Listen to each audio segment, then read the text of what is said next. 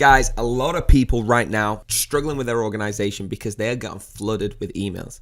Now, there's a way you can solve this. There is, and I'm going to show you. I'm going to take you to a project called BugHerd. We have spoke about this before because it's an incredible project, but what it can actually do is efficiently help your business through attacking tasks. All right, attaching tasks to different people and making it super easy to know when it's wrong. How many times have you built a website? How many times have you done a task for someone and you're trying to explain this doesn't work on this bit and you have to screen record yourself, send a video? Here you can just simply tag. Now let me get straight in and show you what it is. So it's BugHerd, okay? Again, it's probably been spoke about on this channel before. I do love this project. All right, we've got a free trial. Go in, everybody can get in. That link down below is gonna get you the most exclusive deal up to date. But that's what it is. It's a bug tracking tool, so you can actually get it for your feedback. I wanna show you what it looks like inside.